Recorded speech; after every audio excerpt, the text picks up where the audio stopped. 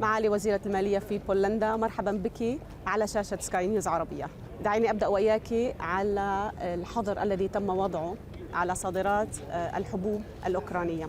هل هذا القرار نهائي؟ هل هناك عمل بين الدولتين على إيجاد ربما حل وسط؟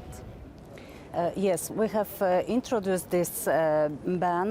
The first time it was at the beginning of the 2023, so beginning of this year, because we had to protect our farmers. This is only a ban on importation to Poland. This is not a ban for a transit, because it is very important that Ukrainian grain could easily and freely go to the countries in need, to the countries in Africa, to the countries with who have the food supply problems. So this is only protecting the Polish market and Polish farmers. This is, of course, the issue of the difference in the price of the grain which is produced in Poland and which comes from Ukraine. And what we need measures protecting the European Union market, because when Poland was accessing the EU before our accession, there was a common agricultural policy decided, which was exactly had the same target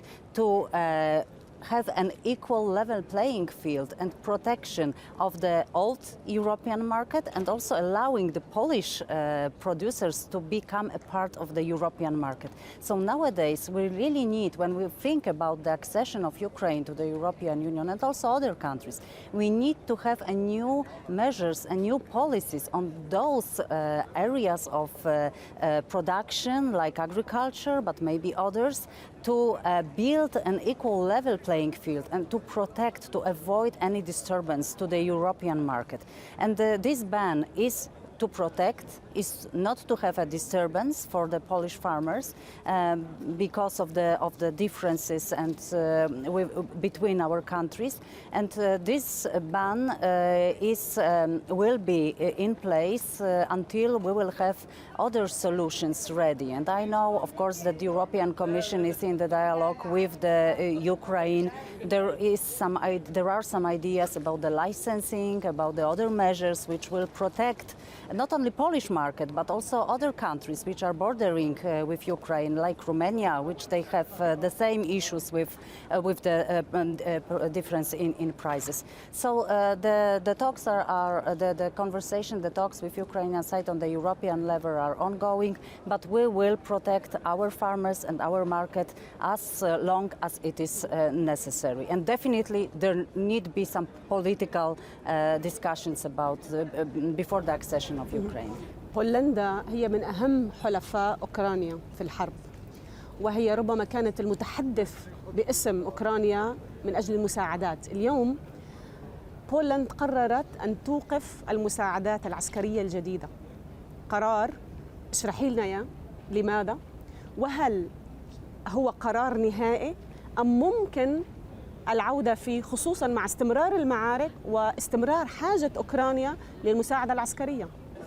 This is a decision which was taken only recently, and it is based also on our needs as Poland, because we had to, due to the situation at our borders, due to the war in Ukraine, Russian aggression against Ukraine, Poland needs to increase our defense capabilities. What we have already done to Ukraine, we have been an advocate for their support, for their fight, and it is really important that this war ends, and it ends with the winning of Ukraine. And this is still our priority also of Poland, because this is our security issue. But what we need to do, we need to take care also about our defense capabilities. And what we did a lot. We did really, when you compare the expenses to GDP of Poland and other countries, we are one of the leaders in the world with the help to Ukraine. But now we we really have a lot, we need to do a lot of and increase our effort as far as the defense expenditure is necessary for Poland. And we do really even more than NATO obligation, which is 2%. We are doing more than 4%. We are spending on defense, on the purchases, on building our deterioration capacities. And we are doing this not only for Poland, we are doing this for NATO countries, for Europe especially, as a part of the solidarity, as a part of the priorities of Europe. And this is very important to focus and to realize this part of our policy. But of course, we will support, and we support Ukraine on many other levels, and we did a lot already. هذا صحيح، ولكن البعض يعتبر بأنه القرارات الأخيرة لبولندا بالإضافة إلى بعض التصريحات من المسؤولين من الطرفين من أوكرانيا ومن بولندا هي تشير إلى نوع من التوتر في العلاقات. كيف تصفين العلاقات اليوم مع أوكرانيا؟ I think it is quite normal that when we are discussing the relations between different countries, bilateral relations, there is a lot of common interest, but there are also usually tensions. As far as the protection of the market goes on the table, or the crucial and really critical interests of the country, like defense. Because as I said, in Poland we also need to do our job for not only for Poland but for Europe. So this is quite normal, I think, in the bilateral relations, that you have a lot of common interests, as I said, and tensions. So it is nothing to be really worried about. I think the dialogue, the discussion, and a lot of also understanding on both sides is necessary to build relations, and it is happening, and it will happen. Sometimes it is a bit bumpy, but you know, it is always, you have to take interests of both sides into account and try to find a compromise. And it cannot be that only one side is demanding and the other side is the giving one. You need to really think about the common interests in the dialogue. دعني أنتقل وإياك إلى كلفة هذه الحرب على الاقتصاد البولندي. هناك بعض الأرقام التي تشير بأنها كلفتكم حوالي 3.5% من إجمالي الناتج المحلي.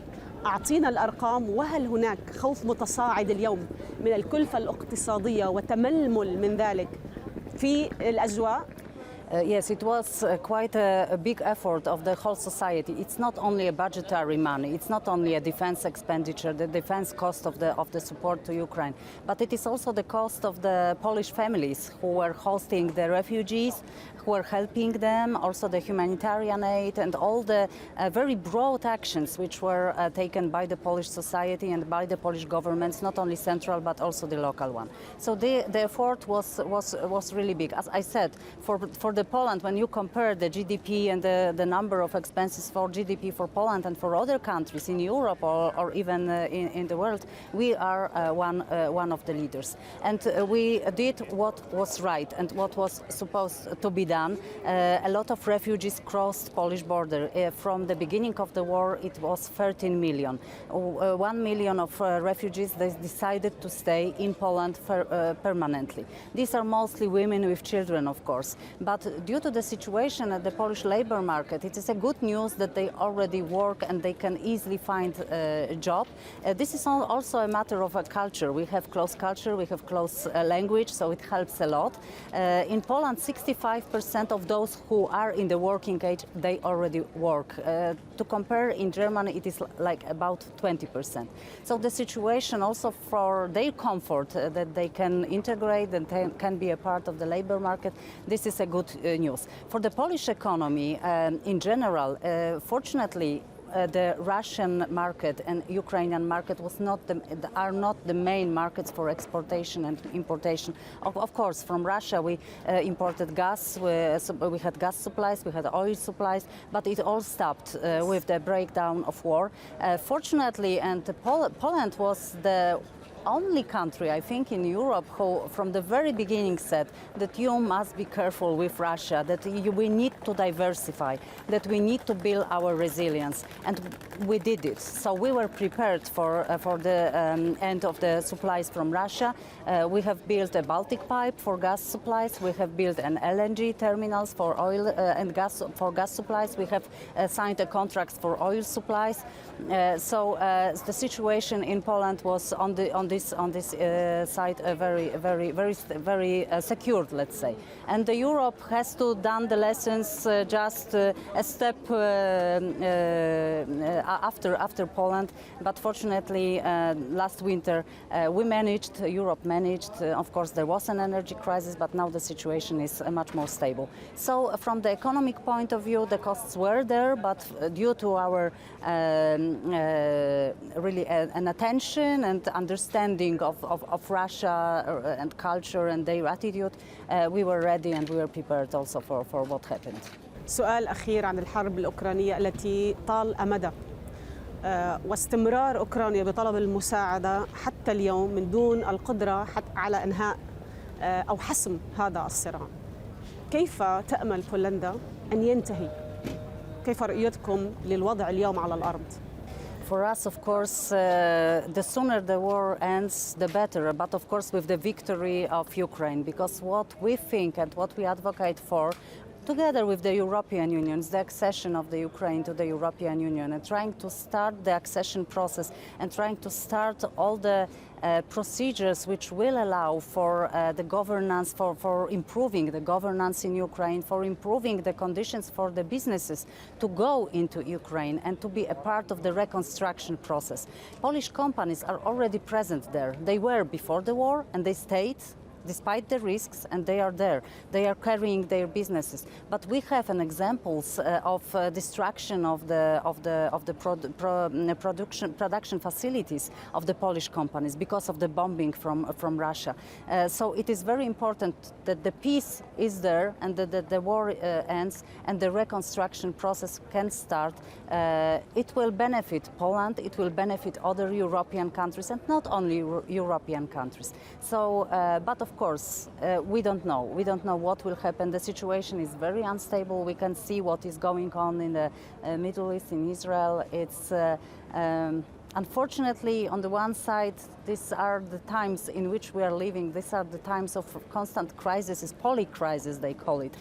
In every crisis, you have also a chance. But it's when all the crises and they multiply, it's very difficult to govern and to think about the stable economic policy and instruments. So I really do hope for a peace. I really do hope that we can start a reconstruction and the Polish businesses can be present also and help Ukraine to rebuild the country. شكرا جزيلا لوجودك معنا وأعطانا كل التوضيحات اليوم. سعدنا فيك وكل التوفيق لك.